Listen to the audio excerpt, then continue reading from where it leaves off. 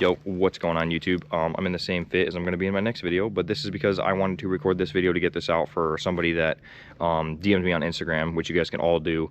Feel free to DM me about any questions you have about these silver trucks. I try my absolute best to answer everybody. But what we're talking about today is what to look for when you're buying a Cat Eye or GMC version. It's 99 to 07, pre-07, because 07.5 they switched to the NBS style, which is the second gen Silverados or the second gen Sierras. So first things first, we're going to talk about body and frame. So your first thing you want to look for in these trucks is the rockers. These are usually rotted out. It's the biggest thing that rots out on these trucks. Mine were replaced, thankfully. So we got these things painted up. They're looking decent. And then these, also your fenders. So your fenders, your rockers, and then you go over here to your cab corners, which this was also replaced on mine. Which you got to cut and weld. It sucks, but it's not impossible. These will all rot out. Everything from here down over to there, all this will all rust. It's like the most common thing. You can get things to hide it if you don't care about having like a show truck or something super nice. You can get on eBay, they sell these things. Redneck Randy is the seller, I believe. That is just a thing that covers it, which is black. You can paint it to whatever you want. Honestly, it covers it up and it's plastic, so it'll never rust again, but that's just covering up. It's not actually repairing your truck. So there's that to look out for. That's the biggest thing. Next on the body, we have underneath the fenders. These things are notorious for rotting out underneath here. I'm not going to take mine off because I probably have a little bit of rust under there, and I'm not going to deal with that because I care about my truck looking good. As shitty as that is, unfortunately, you have to do that. One thing I would recommend is right off the rip is getting these fender liners. These don't come with the truck. These are by Rough Country. Get these things in there. Not only that, you can mount things like this, which is custom CNC plates, and you can also get rock plates mounted up in here. It's kind of hard to do that when you don't have these fenders, so these things come in super handy. But underneath here, also on the bed, if you can hear it, well, I guess mine isn't too bad. My truck's relatively clean, but oh, thanks air compressor. The air compressor's going off while I'm trying to film a video. That's sick. But anyways, it all rusts under here. So the bed, like all these arches, if you can find a truck that just came with them factory without them, that's your best bet if you really care about not getting any rust in your truck. But I like the look of it because I think Cat Eyes without these fender flares, just, it's like a wide body kit in a car, man. It totally completes the look of a Cat Eye and a Sierra. So I don't like them without it. Thankfully, they usually come in black. Mine were painted to the two-tone on my truck, so I really looked out in that regard. So for the body, that's kind of all that you really have to worry about.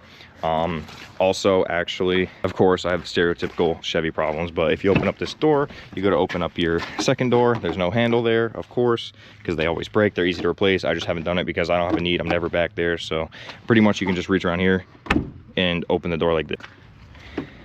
You just reach around, push it, and then pull with your arm. So it's easy enough. It's really not that big of a deal. Other than that, there's not much on the body. So frame. Your biggest thing is going to be your control arms, which in here, mine are decent. They have a little bit of rust. I'm going to be replacing that stuff with kryptonite. It's not a big deal.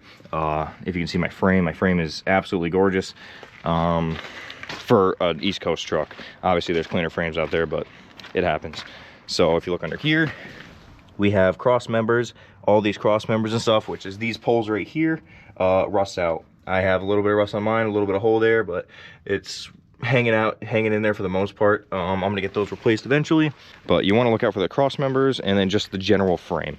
So a good indicator is really going to be this sticker.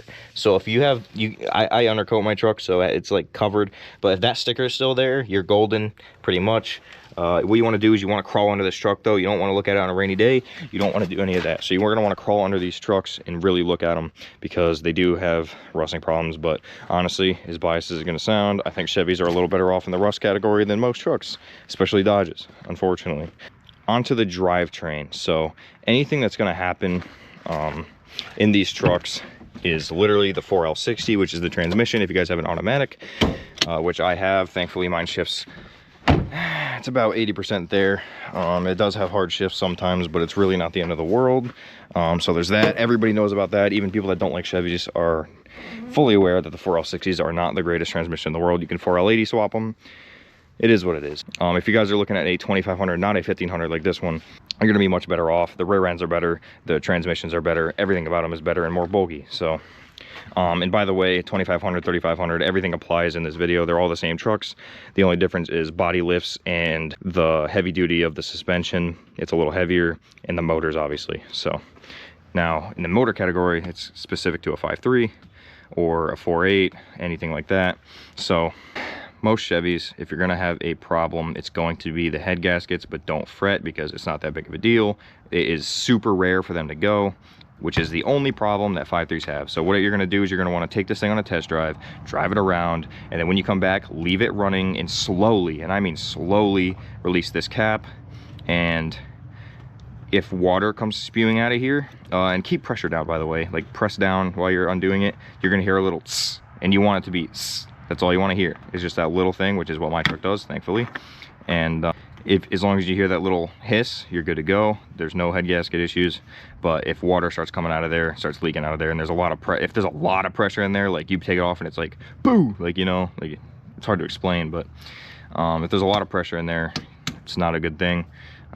These things will run forever on a blown head gasket, but nobody ever wants that. So just keep an eye out for that.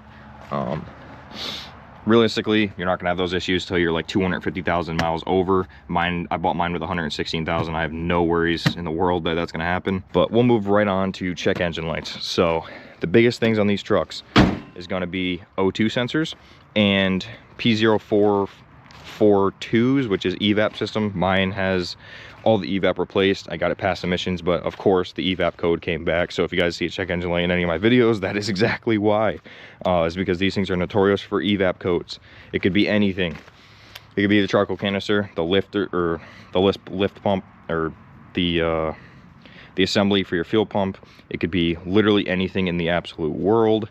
It kind of super sucks, but you know, if you live in a state where check engine lights don't matter that much, like Connecticut, it's horrible. But it's really annoying because to get it to pass, you have to get that check engine light off, which you can get by it. You can just keep clearing the codes and driving until everything else clears, and you can pass with one thing not clearing, which is going to be the EVAP in my case. So that's really it for check engine lights. I mean, it's if anything else is popping up, it's probably really bad, but they typically don't do that, like, ever.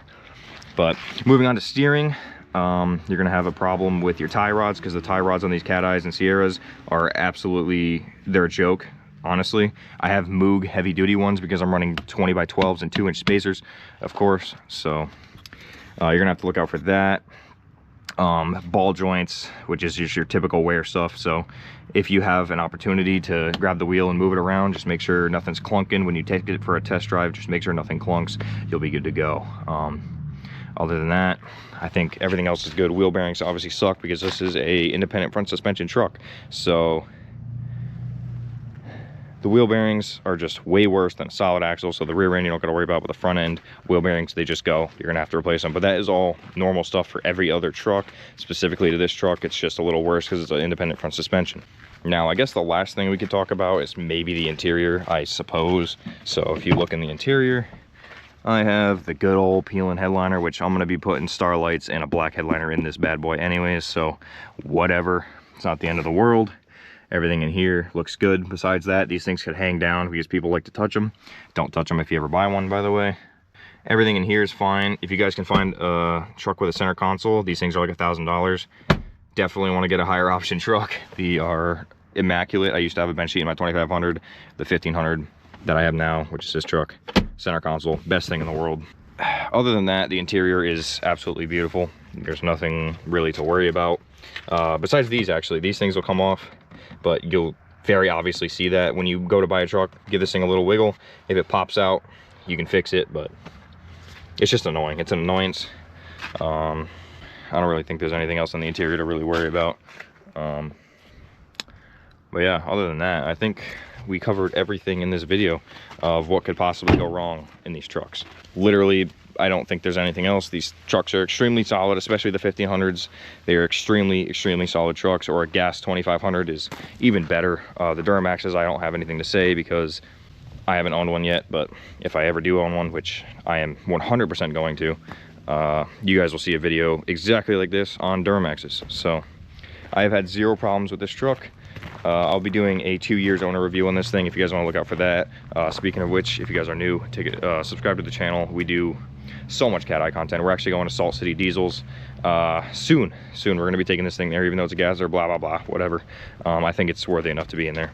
Speaking of which, if you guys see this video, I will be there, so look out for the truck, look out for the vlog for that, because we're going to be vlogging the whole thing, the whole trip. It's about an hour and a half away from me, so it's going to be pretty good. So if you guys want to check out any other videos on the truck, we do all the modifications that I'm doing currently. I do film. Unfortunately, I didn't film the entire build process from stage 1, which I should have. So I had a lot done, but we're making moves. We're doing a whole bunch of stuff. We're gonna get wheel lights soon, so feel free to subscribe to the channel. It's free, doesn't cost anything. It helps me out in the long run. Leave a like on the video, comment anything that I missed. So if I missed anything, literally just let me know what I missed, because I've had a lot of these trucks and I've stated every single issue I've ever even seen or heard of on this truck. And if you guys want to check out the next video we're going to be making this thing even wider, so look out for that. We're going to be putting some spacers or adapters in the front to make it space out a little bit better. With that being said, I'm going to catch you guys in the next one. The Don.87 on every single social media, TikTok, Instagram. Instagram is the best place to see this truck. So if you guys enjoyed the video, leave a like, subscribe to the channel, and I'll see you guys in the next one.